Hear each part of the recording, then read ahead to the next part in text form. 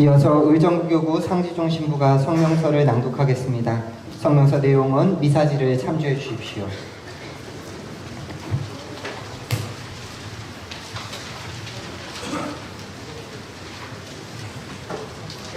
분단 결의의 원한.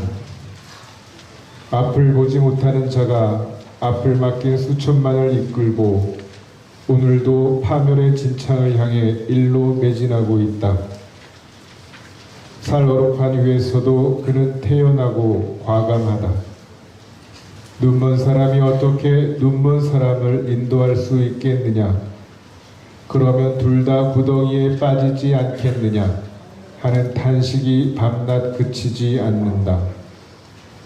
설마 저러다 말겠지라거나 나와 무슨 상관인데 하는 것은 망국적 재앙을 키우는 위험천만한 방관이다. 거리의 촛불도 골방의 기도도 좋다. 맨 앞이 아니라도 된다. 곁이라고 좋고 맨 뒤라도 괜찮다. 함께하기만 하면 된다. 예사롭지 않은 위기가 목전에 닥쳤다. 바다도 끝났다. 또 무슨 일이 벌어지고 있는가? 아무리 못난 바보라도 제 식구가 마시는 우물에 누군가 침을 뱉거나 오물을 쏟으면 가만히 있지 않을 것이다. 더군다나 버리는 그것이 독이 든 것이라면 말이다. 침략과 사륙의 전력을 가진 일본이 무생명의 고향이며 인류 공동의 우물인 바다를 영영 오염시킬 태세다. 이웃나라의 후쿠시마 수산물 수입을 강요한 일본 총리가 자국 어민들의 반발을 무시하고 핵 폐수 투기를 예고했다. 덩달아 마셔도 되는 처리수라면서 방사선 오염수의 무단 방류를 두둔하는 자가 우리 가운데 있다. 골수 친일파라고는 하나 인류 전체의 생존과 직결된 범죄의 하수인이 되고 싶어 안달이니 어째야 옳은가. 삼면의 바다 어디에서도 육신과 영혼을 위한 소금을 마련하기 힘들어졌다. 바다란 낮은 자리에서 기다리고 있다가 세상의 모든 더러움을 꿀꺽꿀꺽 삼켜서 밝디 맑은 생수로 돌려주는 겸손과 사랑의 화신. 그런데 시시각각 우리 영혼을 습격하여 정신을 더럽히는 그가 어머니의 자궁이나 다름없는 저 검푸른 시험마저 욕보이려고 한다. 허약하고 부실한 한국 민주주의. 1인당 국민소득 3만불 이상, 인구 5천만 명 이상인 나라들을 일컫는 50-30 클럽, 미국, 일본, 영국, 프랑스, 독일, 이탈리아가 여기에 해당한다. 사실상 강대국이라고 불릴 만한 나라들 중에 7째로 이름을 올린 나라가 있다. 대한민국이다. 어디 그뿐인가? 스웨덴의 민주주의 다양성 연구소가 조사한 결과에 따르면 그 7개국 중에서 한국 민주주의가 1등이었다. 영국, 이탈리아, 독일이 우리 뒤를 이었고 그 다음 등급으로 프랑스, 미국이 뒤따랐는데 일본은 7나라 중 꼴찌였다. 얼마 전까지만 해도 어변송룡의 어엿하고 듬직한 나라 한국이었다니 잘 믿기지 않는다. 코로나의 습격으로 인류 사회가 혼란에 빠졌을 때에도 한국은 경이로운 경제 성장률을 달성했다. 시민들이 대대적으로 협조하고 서민들이 고통을 전담해준 덕분이었다. 그런데 바이러스 대유행이 사라지기도 전에 미중이 패권 경쟁을 본격화하면서 세계화라는 종래의 질서에 금이 갔다. 양쪽에서 하나를 취하고 하나를 버려서 될 일이 아니었다. 하기에 따라서는 도약의 계기로 삼을 수 있었다.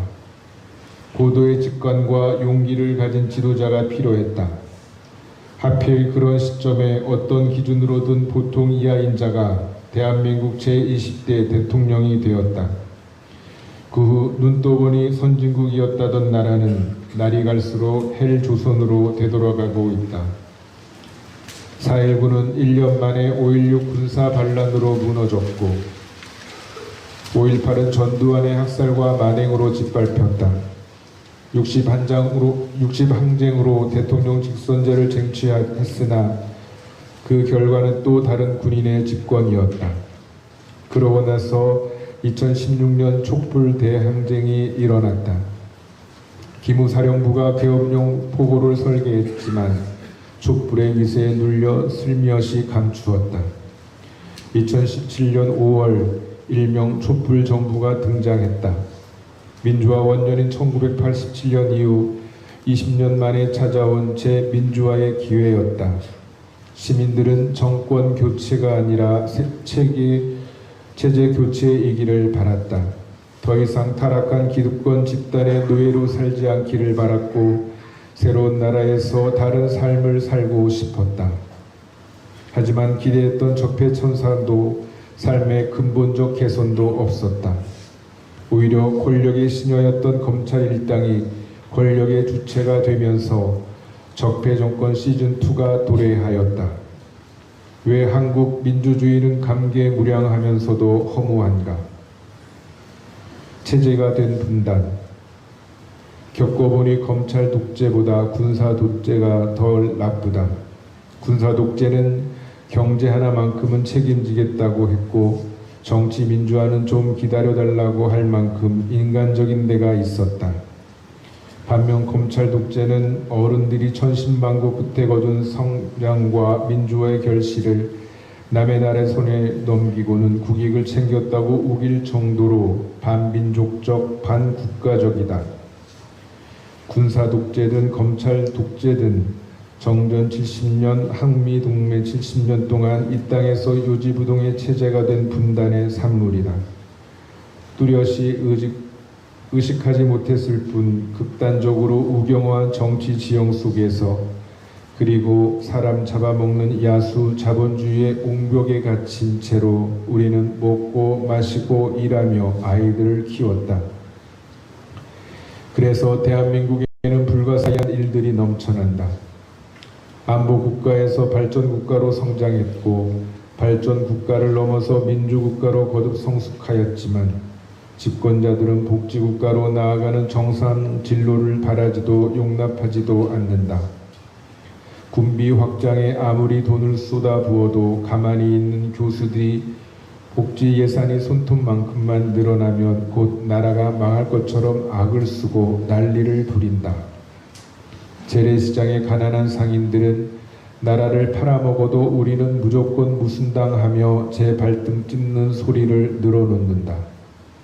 삼중수소도 못 걸러내고 다른 방사성 물질도 기준치 1만 4천 배라고 하던 민족 정론지 조선일보는 느닷없이 말을 바꿔 별거 아니라고 일본 편을 든다. 미국에 1,000억 불을 쏟아놓고 와서는 튼튼한 안보, 탄탄한 경제라는 현수막이 나부끼게 만들기만 해도 국정 지지율이 쑥쑥 올라간다. 돈, 권력 다 가진 극소수가 기회마저 독점해서 자신과 소득의 불평등을 키우고 또 키워도 나머지 99%를 각자 도생의 살벌한 지옥으로 내몰아 노인 자살, 청년 자살이 세계 최고인데도 믿을 건 그래도 그들이라며 착한 사람들이 표를 몰아준다. 심지어 교종의 가르침 모든 형제들을 공부하는 자리에서조차 언제부터 교회가 빨갱이였느냐며 따지고 대드는 목소리가 갈수록 기세등등하다. 이 모든 비극과 비정상은 분단이라는 원천적 결손에서 비롯한다. 꾸짖을 용기.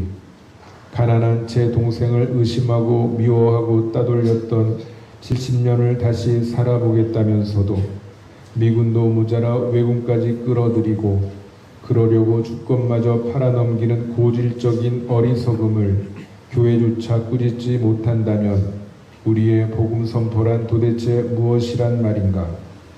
세상에 봉사하는 사목은 또 어떤 일이 되는가? 바로 보자. 착한 사마리아인 비유에서 노상 강도들은 흔히 반대쪽을 보면서 길을 지나쳐가는 자들과 은밀히 동행을 맺고 있다는 저 무서운 진실을 2023년 5월 22일 분단의 선을 넘어 평화의 손을 잡는 의정부교구 주교자 성당에서 천주교 정의구현 전국사재단 의정부교구 정의평화위원회